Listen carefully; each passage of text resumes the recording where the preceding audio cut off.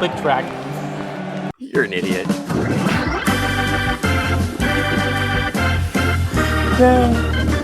He's Nick, I'm Matt, and we're Insufficient with our special guest, Scott, a.k.a. Fluffhead.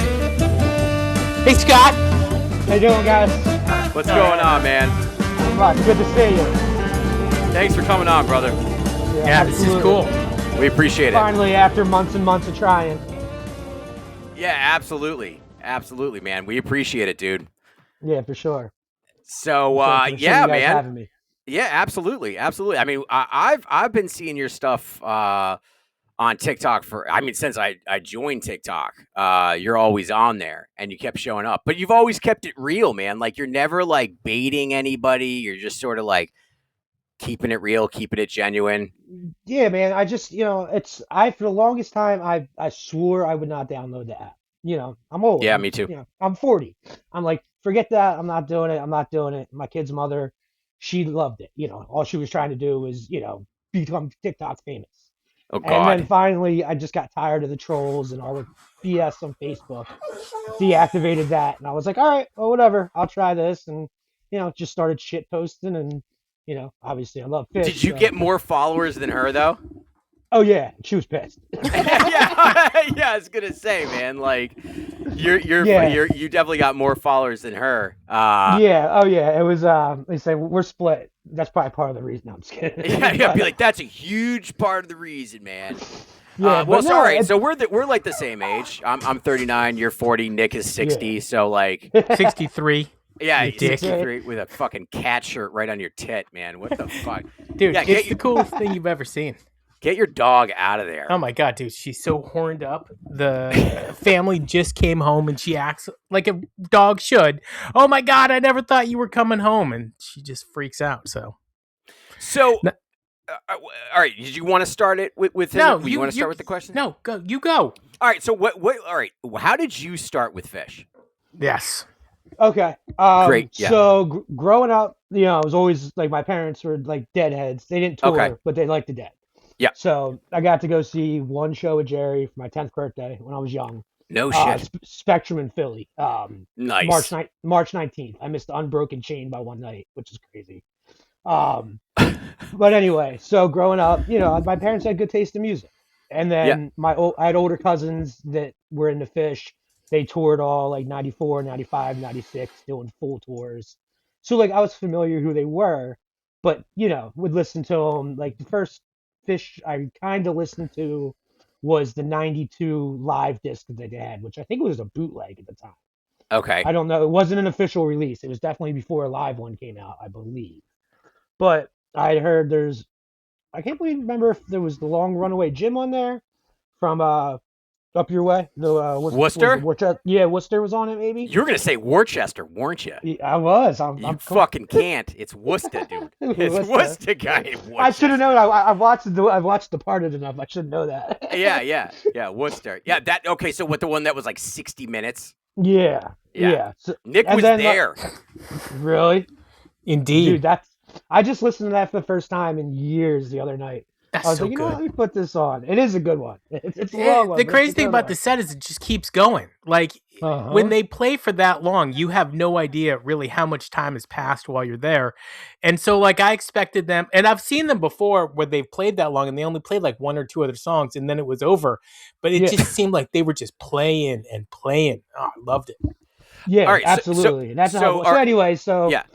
parents, my cousins, they toured. So the way I really got into them was rest his soul. A buddy of mine, we were at a party in high school, like 2000 during the hiatus. So 2001, 2002. Yeah. We're smoking a bunch of joints in a bedroom, and my buddy threw on a live one.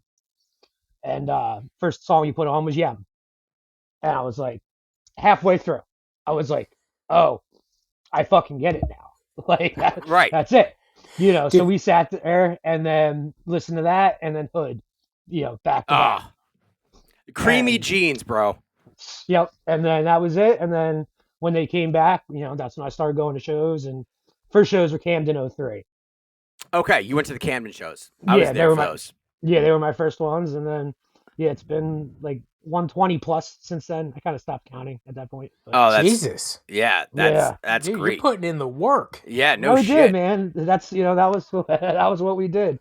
Most of that's all just here, Maryland, Philly, Yeah. AC, like I haven't traveled very, very far other than the festival. Yeah, that's the best thing about this band. Most of the time, you don't have to if you're on the East Coast. Yeah, being the Northeast well, band. Unless you live in Boston, and then they don't come and play here anymore because they're better than us. Better than the people that made them? Better than you guys. Great. Yeah.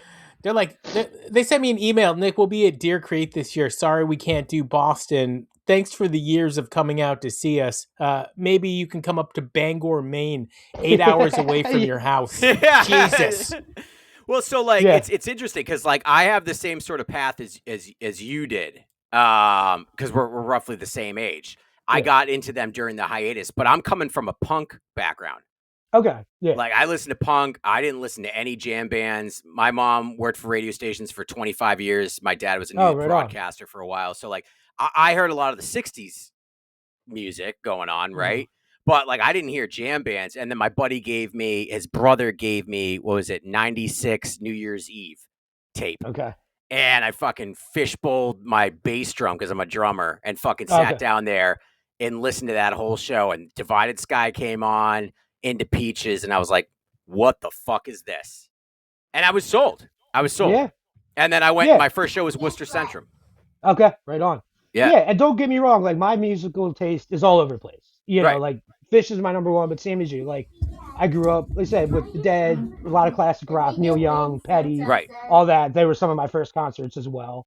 But then, 90s hip hop, Biggie. Let me tell you something. The correlation between hip hop music and Fish, with the exception of Matt, is like through the roof.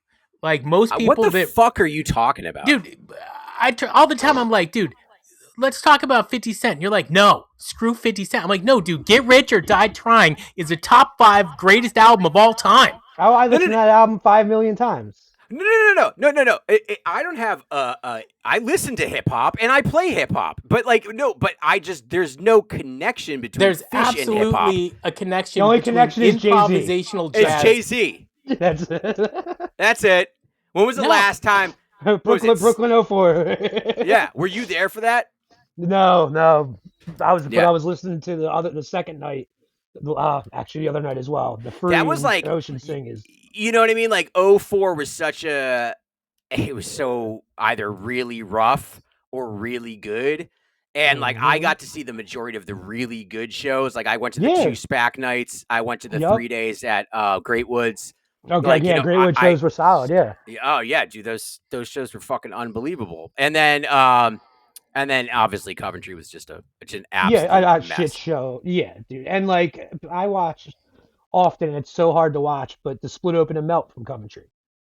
I just remember seeing Trey just literally with the face scratch, and like it's such gnarly footage of him like at his worst.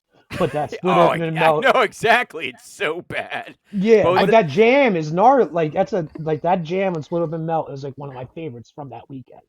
Yeah. Like it was still a fun weekend, but it's still it was the end. It was the end. It was bittersweet. It was. And but plus the nightmare of all the traffic and nonsense. Well, I think all the fans realized, like when we started seeing them, at least I did. I was like, man, he's fucking up. Like you start to hear him fucking up, and you're like, wait, this is not what I'm used to. And then you just see it like going down, and that was sad. But we don't have to talk about that stuff. No, we don't have to talk about that depressing. He's here. We don't. I've never listened to Coventry. I've seen a couple of clips. He hasn't listened to Big Cypress, so that doesn't say fucking much. No, let me tell you something. There are a couple of shows that I wasn't there.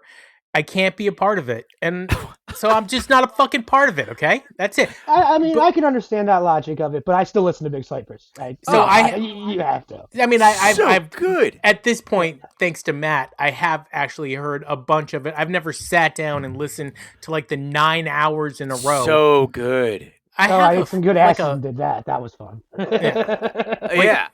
Nice. So let me ask you this. One of the reasons Matt and I do this show is because we have an inherent belief that there is a greater than zero, if not incredibly higher than zero chance that the next Phish show could be their best. Where do you stand on that? Yeah, I've always felt that way. And I know that's a cliche comment, but that's why we chase the band, isn't it? Like, yeah. Every time. It's still, out of all the shows I've seen, like, I've never got a Harpoa. And that's like, one of those things where it's like, okay, yeah. Out of 120 some odd shows, you still have not got a Harpoa. Statistically, that's harsh, man. I've missed it by a night like 2 or 3 times. Yeah. And that's the crazy part. I saw a Harpoa in New Jersey, but it was in the 90s. So yeah. Well, so I guess that goes into when did you realize Phish wasn't just improvising; they were actively trolling the audience? Were they trolling your ass? Did they know you were fucking coming? They're like, we're not playing this for Scott. They're like, Scott's coming in. Scott's coming. Yeah. He's coming tomorrow night. We're gonna play it tonight. Yeah, exactly. Dude, it's crazy. But then like I'll hear people that same thing. They're in like the 80s with their shows and they've never seen a sloth. I mean, in like 2009, like I got so many sloths. You got like, too many. Yeah, you have for extra. a while. I got so many pipers and so many. So like pipers, Yem, and Stash and even Maze. Fluffheads for the longest time. Dude, until they shelved it. Yeah, I know they shelved it for the longest time, and I think Nick and I have talked about this. I think that the Fluffheads that have come out of this past year, and I was not a huge fan of this past tour, but like, which is insane. It's not insane. If you went to the Philly shows night 1, that is a highlight show. Those are good. The SPAC shows they threw good. Out demand. SPAC was good. They had some good stuff, but then I was just like, consistency compared to the year before, I was like, it just doesn't even compare. Like the year before was fantastic. It was just solid all the way around. I agree. The highs were higher in 25, but the lows were definitely lower. 24 was just a solid year all around. Like some of those shows in the West Coast, man. Fuck. Yeah. Like those Hollywood Bowl shows, like. That's my thing. Like that's why I can't bring myself to spend the money to travel. Like I want to see. I mean, if they play the Gorge again, like I've never been to the Gorge. I would go to the Gorge. Yeah, I'll go to the. We'll all go to the Gorge together. I would go to Gorge. I'd see them at Red Rocks. Yeah, I haven't never been to Red Rocks either. They're never playing Red Rocks again. It's too small. I don't think they're going to do it. It's too weird.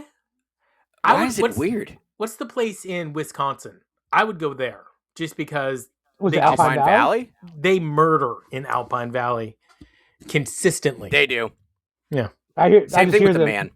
Yeah, that's why I love the Man shows. Are great. Like Camden, like the venue, like I mean, but the view at the Man's nice too. Yeah. But we usually hang out in the Moat area, so I'm not seeing the view of the city. I know you guys have such a better outdoor venue than we do. Oh my god! Great Woods is classic. It's classic. It's a billion fucking miles away. Not for me. It's fucking 30 minutes. What do you? How is it 30 minutes from you? It's south and you're north. Because it is. It took me like 30 minutes to get there. Oh my god! It takes me 2 hours. Great Woods. It's in a small town, right?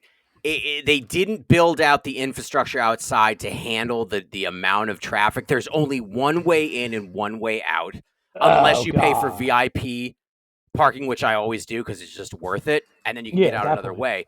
But it's a classic venue for Phish. They've played some just outstanding shows there, and that's the thing for like Worcester Centrum Center, man. They've never played a bad show at the Centrum, but I don't ever see them playing it again. Yeah, and dude, they're absolutely going to play the Centrum again. Keep going though. Sorry. Oh no, you're good. But that's the thing with like Camden, because I like Camden's venue, but it's just gone to shit. They did some renovations, but they don't play there anymore. They play the Man. So that's why the tickets are so hard, because the capacity is a lot smaller. And is the Man smaller? Oh, way smaller. Yeah. How many people does the Man fit? I forget it off the top of my head, but I think Camden is at least 25% bigger, I would say. Because Great Woods is 17,000. Okay. Yeah, I think. Yeah, whatever. I'm not gonna. I was gonna say, but going back to the Fluffheads, man, the Fluffheads this year have been outstanding. Yes, agreed. Outstanding. especially when they jam them out a little bit, and they push them a little longer, obviously it's a hard composition, and that's how you can tell how well Trey's playing when he goes through the composed parts. That's why I always want them coming out, first set. I want them coming out with a foam, then into a fluff head, and then a yem, and then we'll be like, all right, now you've put in your dues. Yeah, you know what? And the thing is, I've gotten a lot of foams, and maybe not a hot take. That's not one of my favorite songs. No, I feel that. I can feel that. And Nick's like, what the fuck? I would take a foam. Like, I don't think I've seen very many is the problem, but I would take like a foam at every show. I get NICU, which you can see too much. I get Sleeping Monkey, which you can see too much. Like, dude, our last Sleeping Monkey was awesome. Well, because they hadn't played it in forever. Well, yeah, but like Fishman was like, because it was so our last Sleeping Monkey was Rochester, Albany. Day that Albany where they played opened up with Box of Rain. Oh, yeah, okay. Yeah. And so then they played Sleeping Monkey, and then Fishman was like crying, and then Trey. It was so funny. Trey looks over to Paige and he's like, "Paige, are you crying?" And Paige is like, "No, I'm not crying. No, I'm fine." Yeah, and that's like they said. They say that's Paige's favorite song. Is it? God. Yeah. Tell me more about this. This is what I'm talking. This is why we have a podcast. Yeah. Yeah. No, there was an interview about it because they were. I forget what show it was, but Trey was talking about like the most hated Fish songs. Yeah. And that being one of them. What? And they were like literally like one of the most hated. And he was like, "That's Paige's favorite song." So they proceeded to go Is he and trolling Paige, or do you think it really is one of Paige's favorite songs? I don't know because he was talking about reading shit on the internet. And I mean, this was sometime in the last recent years, I believe. I'm going to have to check this out. Yeah, after we're done, look it up. I mean, it's definitely Sleeping Monkey. Yeah, because they proceeded to play it right after. For me, it's backwards down the number line. Yeah, of course, man. That song fucking sucks, man. Dude, I hate that song. The only thing is, love that song. The solo, like, if he gets into it, like... He never gets into it. The whole song is orchestrated. I like it. It's 7 minutes long. Everybody's going hard, and then it's over, and they're on to the next one. It's always a set killer, though. It's always the same. Yeah, but no, okay. So they did play. You did send me a number line from this year, Nick. That was outstanding. Where the fuck was it? Was out. It was unreal, and it did like it. It was just everyone was hitting on all points, and like Colorado. I don't know what it was. I have to find it again. So, anyways, all right. So, like, for you, like, why did you start to do, what you're doing on TikTok? Like, what was your whole thing? Boredom. It was just, I'd be sitting around, whatever. And, if I wasn't working or whatnot, like, I had the availability for years due to whatever that I didn't have to work, you know. So other than like 2 hours a day. And so I had a lot of free time. So I just started messing around, and like if you go, I mean, I didn't start going on this app probably maybe been 2.5 years, maybe 3. Okay. And in the beginning, I wasn't really posting. Like I'm half-ass a shy dude, so like I never like posted myself or like whatever. Right. It was just I was just scrolling like I would on Facebook, and then I just started. Actually, I had a video ended up getting like 6 million views. That I did, and like holy shit, it was a little baggy sticker of some white stuff that I put. I saw that guy at a Grateful Dead show, and it got like it said 6 million views. So I started picking up followers, and by my name, a lot more Fish fans, and then just like a lot of like the green screen things and the templates that I use, and just I said it's just shit posting for the most part. It caught on, I guess, and like it's a vibe. Also, and I'm just, affirm, but like, because people get on the internet and they're assholes to people. Don't need me.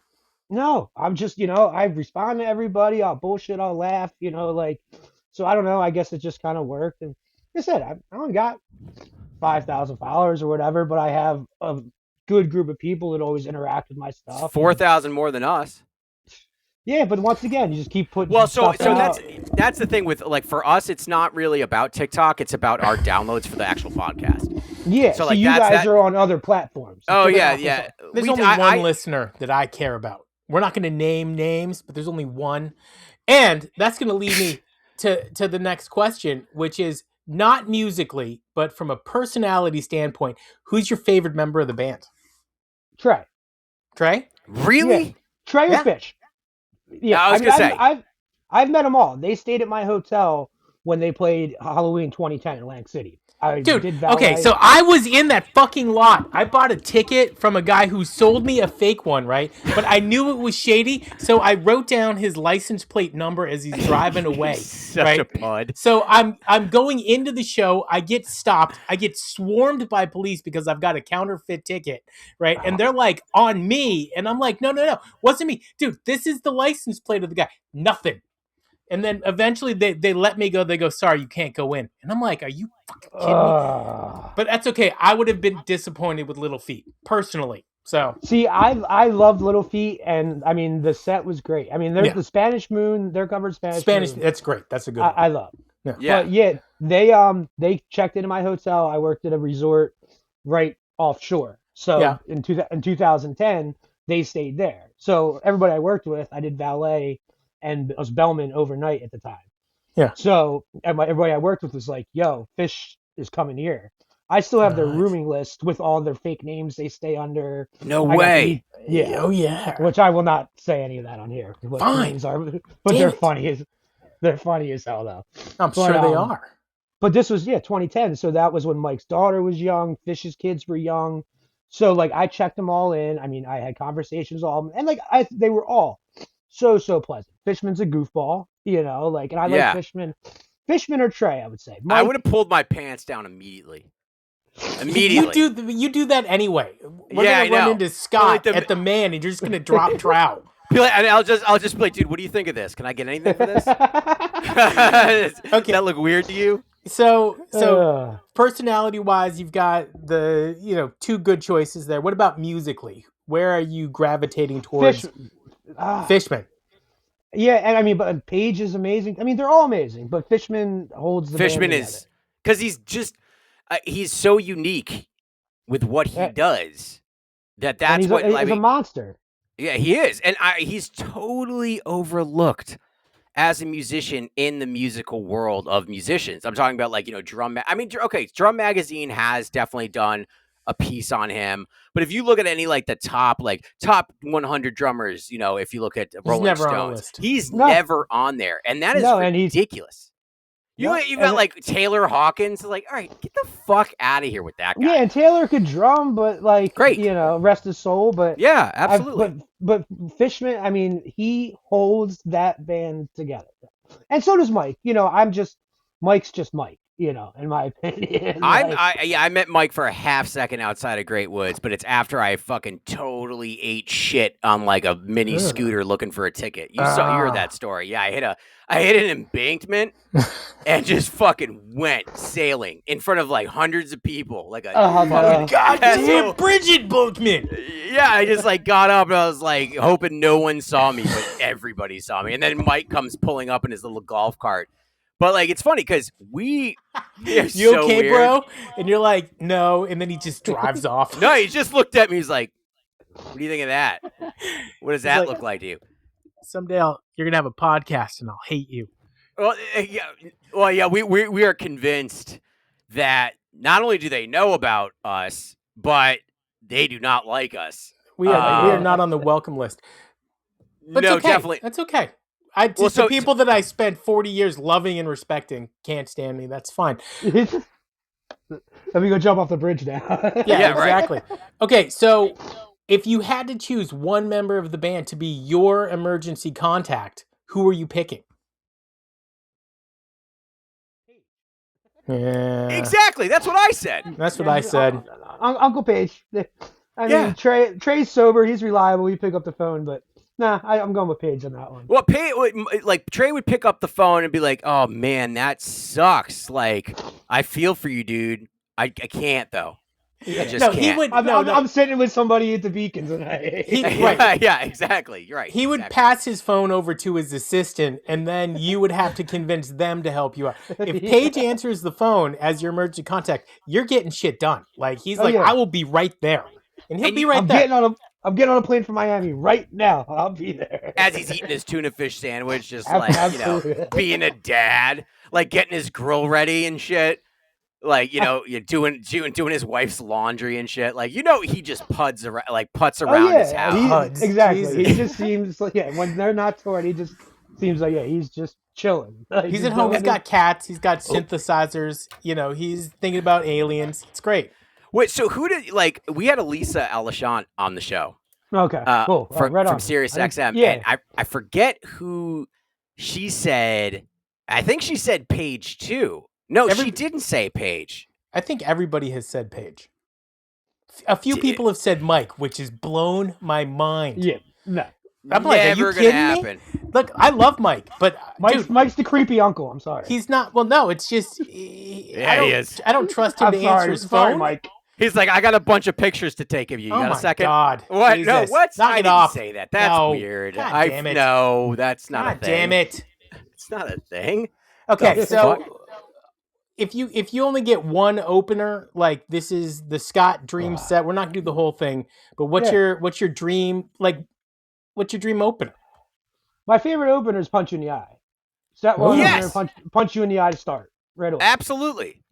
AC/DC bag, Punch You in the Eye's close for me. I'm saying Dude, that's the worst opener except for at one show that you happened to be at, which was your first show. So I get it. Jesus. See, going back to 04 though, was a Wilson Yem opener. And that was in Camden right before Coventry. And that was actually a good segue, between the open. But Wilson's a great second set opener for me. Not first set. Okay. Wilson means they came to party. And then before the set 2 closer, where are you? Oh, yeah. Where are you at on this? Oh. There are wrong answers. Yeah. I tell you what, though. And, I say that the song gets hate, and then when I say it, people are like, oh, I don't really hate that song. But Walls of the Cave, I'll take it. I love Walls of the Cave. Nick hates it. I love Walls of the Cave. I don't hate it. It's growing on me. It's growing on me. And the reason we like it, man, is because they played it so heavy in 2.0. Yeah, I guess that could be it, though. Right? Yeah. Sunset Subtle Sounds, yep, Walls of the Cave, those were just and they had great jams. Yeah. Always. And it goes in, and, because, I've gotten, so many character zeros, so many. You can get too many character zeros. Oh, I've gotten way too many. I'll take a Julius. All the time. I love Julius, because there was a time where I got a lot of Juliuses too in a span. But Julius is a great one. And don't get me wrong, I do like character zero closer. It brings energy. But talk to me about Slave to a Traffic Light. I oh my God. Yes, this is my man. Yeah, he gets it. Go ahead, finish it. I love the song, but when the show, if you're doing it, I want high. What is going on energy. Here? I want high energy as a closer. Okay, is what I want. I find it to be boring. All right, let me ask him this one. Matt is gonna lose his mind.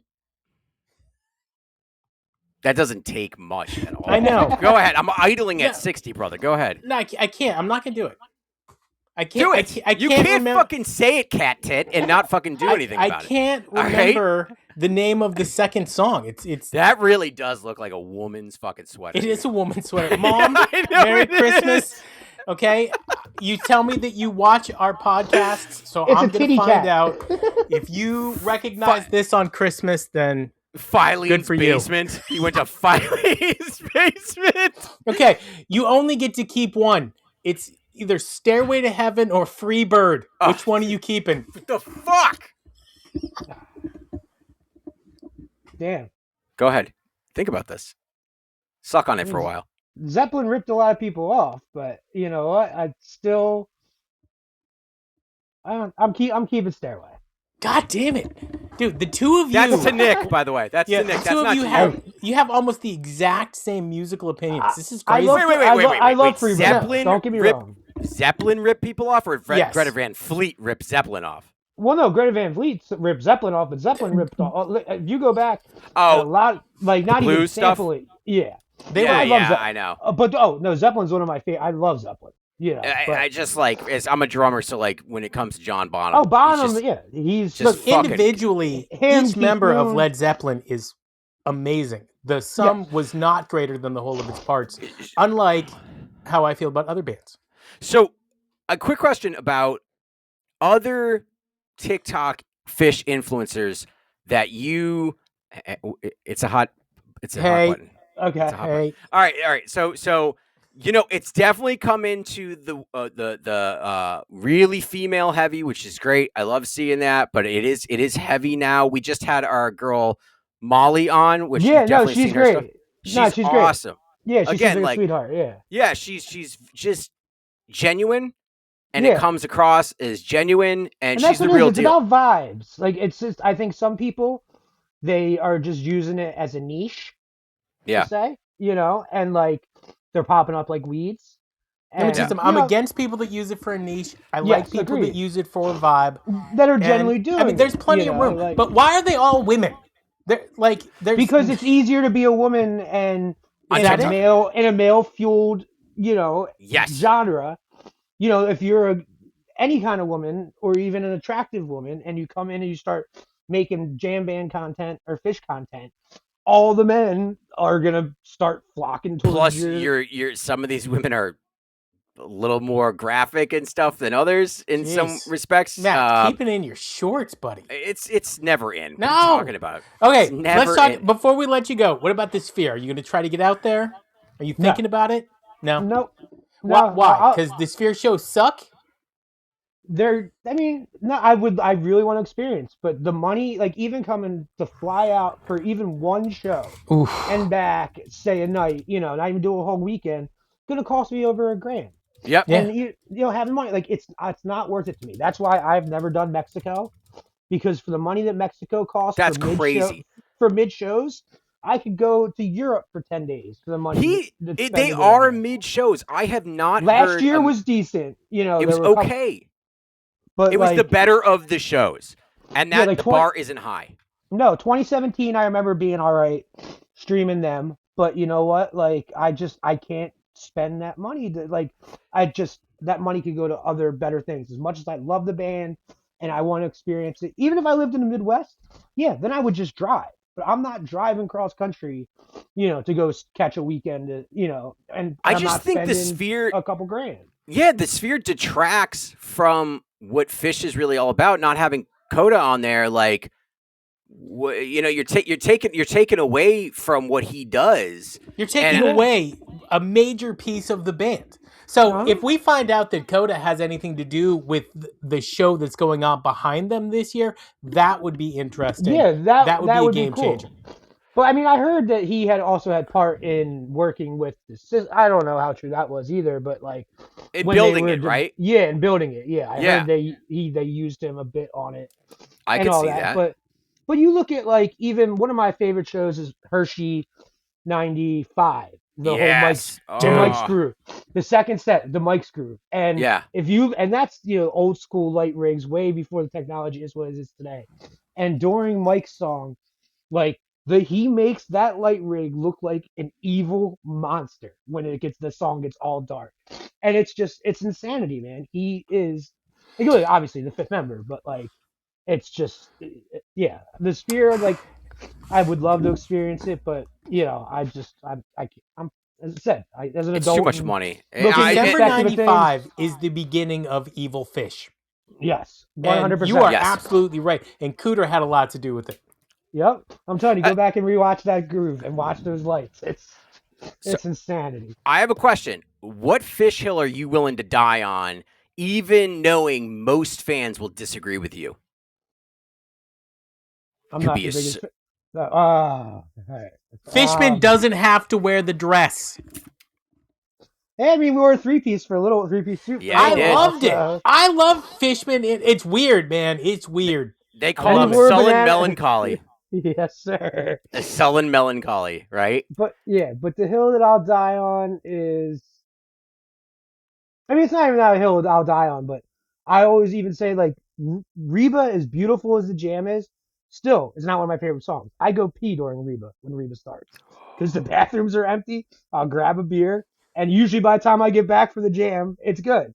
But I despise the first 4 or 5 minutes, 6 minutes of Reba. So as soon as I hear Reba start, I'm out.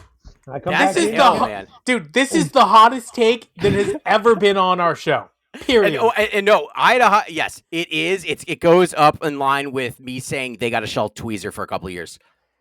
Oh, no. This is blown that out of the water. He's Matt. I'm Nick. That's Scott. We are Insuphishient. Thanks for coming on, man. Appreciate it. Nice talking to you guys. Wow. Dude, really, really appreciate it. I can't believe Reba. Dude, that's unbelievable. I'm over here. I'm getting twitchy. Yeah, and he's not wearing pants, so that's not a good thing. Yeah, it's not good. I'm turning the volume down so we can say goodbye to Scott properly. Music's still playing, though, Matt. Calm down.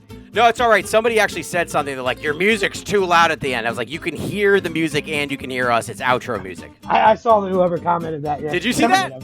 Yeah. Who said that? Bitch. Some asshole. Wow. I get into it with people. I'm sure you've seen it.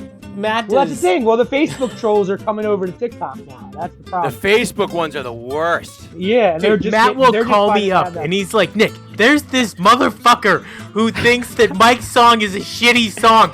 And then he goes in like 10 minutes later. I'm just sitting there like, what? Are you talking about Facebook? I just stopped posting on Facebook because I can't handle them. No, I mean, I miss Facebook only for the streams. That's it. Yeah. You know, like the groups, but other than that, it was too toxic, man. Way too toxic. I deactivated it. And... Yeah, screw it. It's not worth it. We appreciate you coming on, man.